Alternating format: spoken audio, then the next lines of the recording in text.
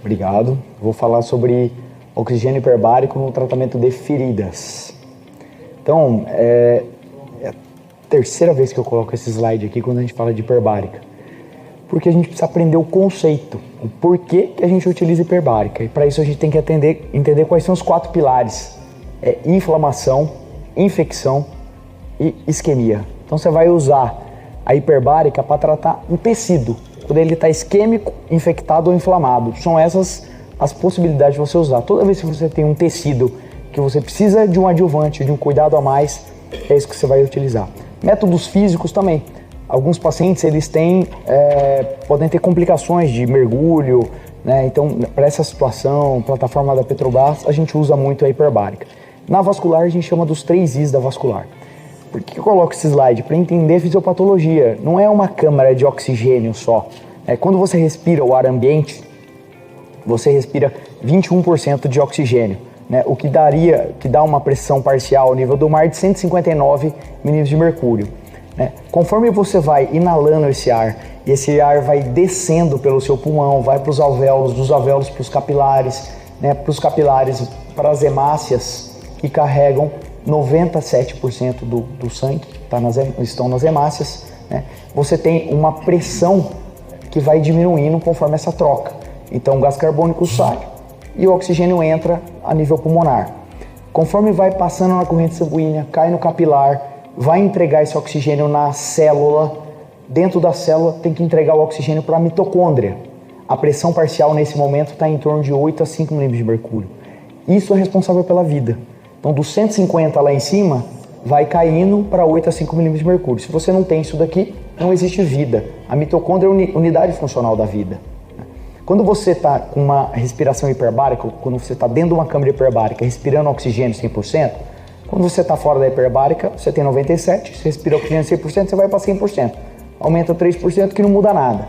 Mas conforme você vai aumentando a pressão, o oxigênio vai se diluindo nos tecidos do corpo, se diluindo no plasma, se diluindo nos tecidos, né, e cada vez mais aumentando, a um ponto que pode chegar a 2.000 milímetros de mercúrio de pressão na corrente sanguínea. Né? Isso vai gerar um impacto lá na hemácia, como eu falei para vocês. Né? Dentro da célula pode chegar a 200, 400 milímetros de mercúrio. Isso inunda de energia as mitocôndrias, os tecidos celulares. Né? Só que não existe na história da humanidade, nenhuma situação em que qualquer ser vivo foi submetido a aumento de pressão oxigênio 100%. Porque não tem embaixo d'água, o único lugar que tem aumento de pressão, o oxigênio não tem oxigênio comparado com o ambiente exterior. Né? Então, quando você respira esse oxigênio 100%, pela lei de Law, né, e Boyle-Mariot, você vai ocasionar uma hiperoxemia, você vai aumentar a oxigenação no sangue, aumentar a oxigenação nos tecidos, né, e, como eu falei, essa pressão parcial vai chegar a 2.000. Isso daí causa um paradoxo, né, causa um estímulo aos mecanismos de hipóxia. Então, essa é a grande sacada da hiperbárica, né?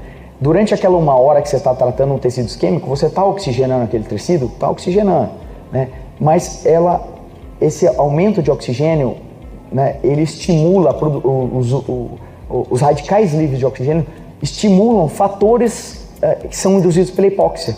Isso acaba gerando um mecanismo na célula, onde, como ela nunca aconteceu isso, a célula ela tem o sentimento de que está tendo, na verdade, uma hipóxia. Então tem um estímulo à neovascularização pós. Então essa grande mudança, né, que aconteceu na minha vida quando eu entendi esse efeito paradoxal, onde você põe muito oxigênio e gera uma proteção contra a hipóxia tecidual. Né? Assim, a gente consegue uma estratégia, né, para você conseguir aumentar a oxigenação e ao mesmo tempo estimular a oxigenação.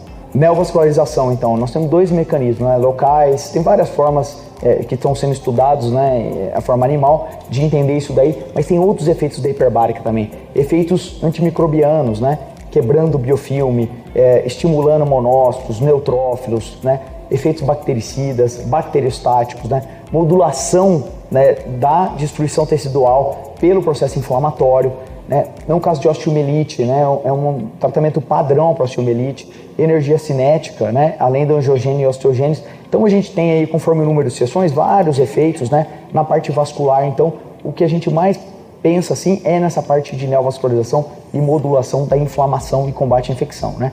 Então, quando você tem inflamação, você vai ter uma modulação dessa inflamação, um sinergismo bactericida e você vai suprir de oxigênio, delimitar tecidos que estão isquêmicos, tá bom? Então, vou mostrar um caso clínico aqui. É um caso que impactou bastante a equipe, porque chamaram a gente para tratar uma paciente num pós-operatório de varizes, que ela tinha uma deficiência de complemento, né? Uma doença do sistema imunológico grave, ela evoluiu com uma facete grave, não respondia aos antibióticos. A gente levou para o centro cirúrgico, desbridamento, câmara hiperbárica, curativo de pressão negativa, ampla drenagem, utilizamos uma matriz dérmica, né, que é a gente recomenda fortemente para lesões aí ao redor do tornozelo, por manter a elasticidade. Essa paciente recuperou 100%, né, epitelizou tudo e conseguiu retomar as atividades físicas de forma normal. Um outro caso aqui, rapidamente, uma senhora de 69 anos foi submetida a uma fixação pela ortopedia, né, em pé sem pulso, né, que o residente achou que tinha pulso, e a gente fez toda a avaliação arterial, revascularizou, tivemos fazendo arteréide femoral. É um caso bem mostrando a importância de ter essa mesa aqui, dessa parte educacional, né, para que a gente passe a fazer o diagnóstico. Baseado nisso, né, nessa experiência que eu acumulo aí de mais de 10 anos tratando ferida e na parte hiperbárica, fiz uma pós-graduação em Harvard.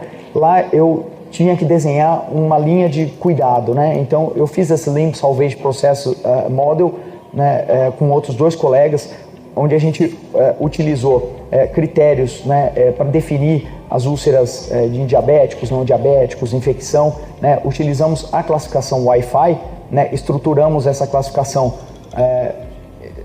para que a gente pudesse fazer essa avaliação global, utilizando também, né, a parte de revascularização, né, que tipo de revascularização que nós íamos utilizar, aberta, endo, que tipo de desbridamento, tudo baseado no Global Vascular Guidelines, né? E assim a gente criou um fluxograma de atendimento, onde nós vamos fazer esse fluxograma bem detalhado, mas basicamente é uma velocidade, né, no diagnóstico vascular, arterial, venoso, infeccioso, uma estratificação conforme a gravidade, né, conforme a pontuação nesses scores, a gente vai escolhendo, né, o fluxo para cada lugar, para que a gente possa chegar num processo final, que é a cicatrização e o diagnóstico preciso, né? Seja ela uma úlcera venosa, arterial ou de outra natureza, né?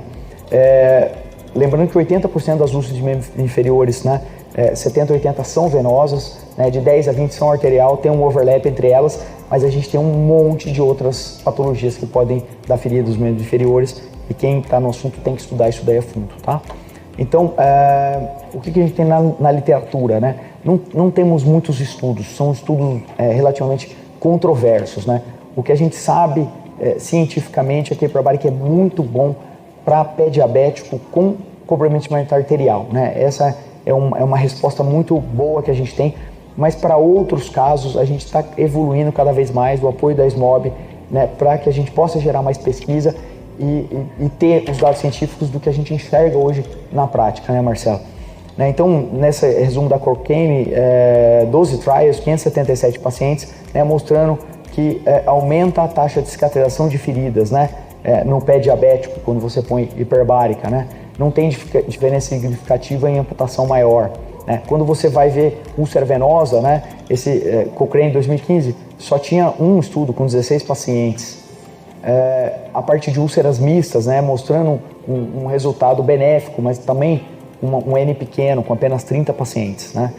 Essa outra revisão sistemática, né, de 669 artigos, 376 pacientes, mostrando que 2 randomized trial controlados para úlcera isquêmica, mostrando uma taxa de cicatrização maior que os da hiperbárica, e um terceiro mostrando menor taxa de amputação, né, que a gente acaba vendo na prática o resultado, né? As evidências mostram que a hiperbárica para o pé diabético isquêmico, né, ela é muito válida, né? A gente precisa de novos estudos, né?